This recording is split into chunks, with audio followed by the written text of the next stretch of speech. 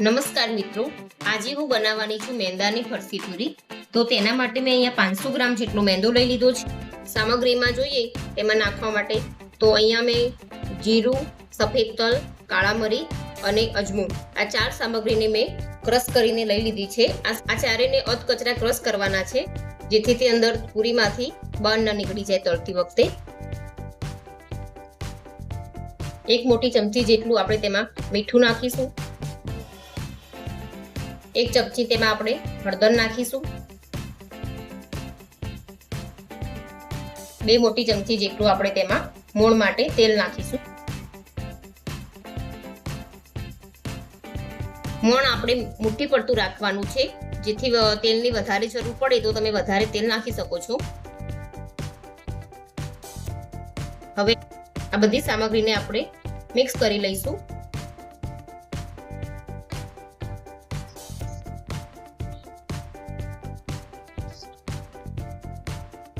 મોણને આપણે આ રીતનું મુઠ્ઠી પડતું રાખવાનું છે. આપણે તેમાં થોડું થોડું પાણી નાખતા જઈ અને તેનો કઠણ લોટ બાંધી લઈશું.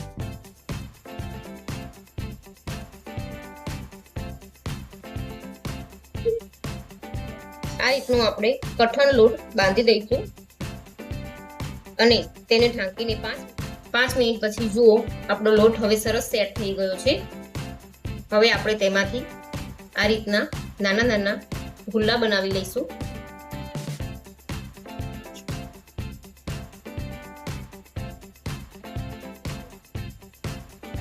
આ રીતે બધા જ લોટમાંથી આપણે સરસ ગુલ્લા બનાવી દઈશું. ગુલ્લાને લઈને આપણે વેલણની મદદથી આ રીતની પૂરી બનાવી લઈશું અને તેના ઉપર આપણે ચાકુની મદદથી આ રીતે કાપા પાડી લઈશું. આ રીતે બધા જ લોટની આપણે પૂરી બનાવી લઈશું અને તેને અડધો કલાક માટે સુકાવા માટે મૂકી દઈશું.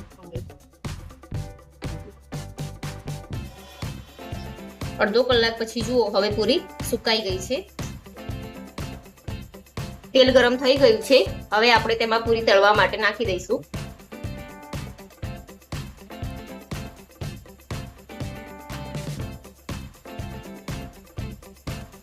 પૂરી આ રીતે ગોલ્ડન બ્રાઉન રંગની થાય ત્યાં સુધી આપણે તળી લઈશું.